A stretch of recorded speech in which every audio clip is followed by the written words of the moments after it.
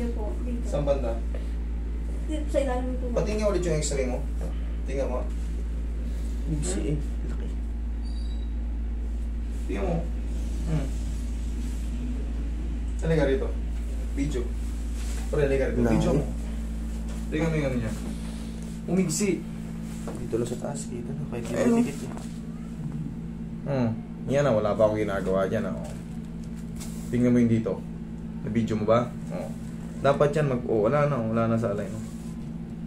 Sige, pilitin mo pantayin. Ganyan pa. Nasasaktan ka? Nangangawit po ba? Nangangawit, nasasaktan. Ibig sabihin, yung normal lang. Ayan, normal lang. Ay, di po kami. Kita dyan sa video, no? Ayan, mas mahaba na to ngayon. Umuurong na. Pati nga ulit yung... Tignan mo, dito kunahan na tayo. Tignan mo yung itim nito. Tignan mo yung itim niya. Mas mataas na to. Ang tuhod niya. Ito kami.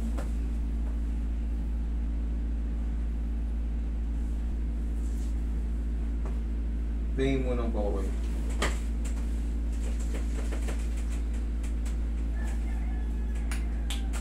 So wala akong machine.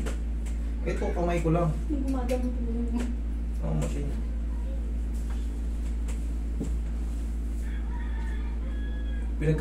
Pinagkapareho lang namin tissue. Kaya di kami magkamukha. Dapat po talaga sa inyo pupunta. Eh, malayo po kasi sa amin, tapos wala pa akong service. Tapos nirekomenda nga po yun. Sino nag-recommend? Kapatid ko po, kasi yung tita ko, dun din po na paano na shoulder ko.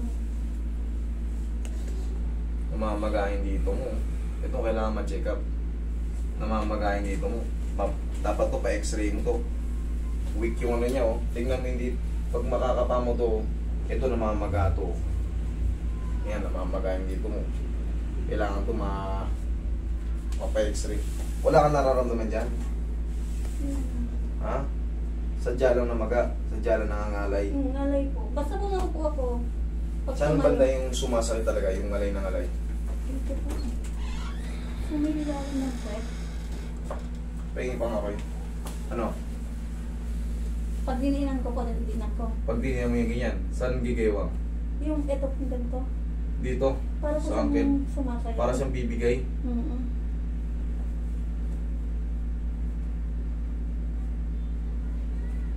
Pag pinindot ko to, Wala po. dito sa yan, tulak ko po ganyan. Wala. Dito sa may mga buto-buto na to.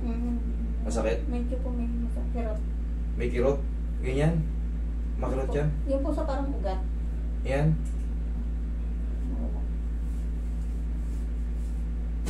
Pag gabi po, sa gabi, yan po yung minawakan yun. Para siyang kumikirot. Sige, relax ka lang. Huwag mo lalabanan na.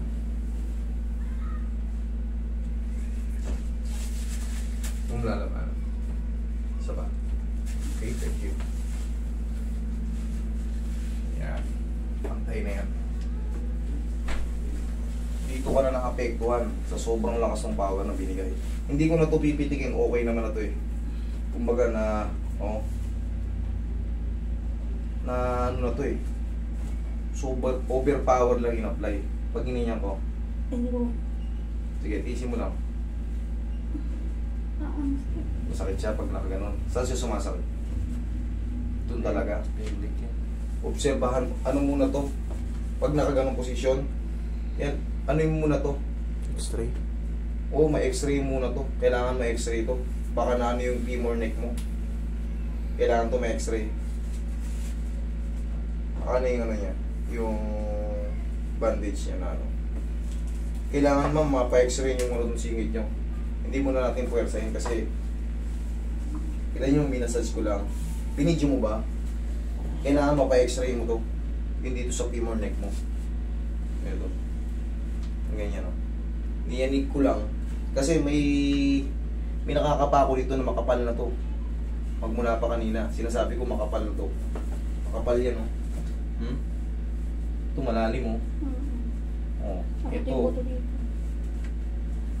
Kailangan yan, mapaano mo muna. Kaya walang kalakas-lakas. Sir, kailangan yan, mapa-x-ray mo yung ano, habang hindi pa natin pinakikilaman ng todo. Okay, pag napa-x-ray, pakita mo sa akin. Inano ko lang muna. Kahit wala kayong bayaran sa akin, walang problema. Ang mahalaga, paano mo muna yun. Etong sa tuhod mo, hindi mo na ako nag-focus dito. Alam mo, ginawa ko lang. Kapirangkot lang na ano, para lang kung sakaling ano. Kasi kahit may fracture yan,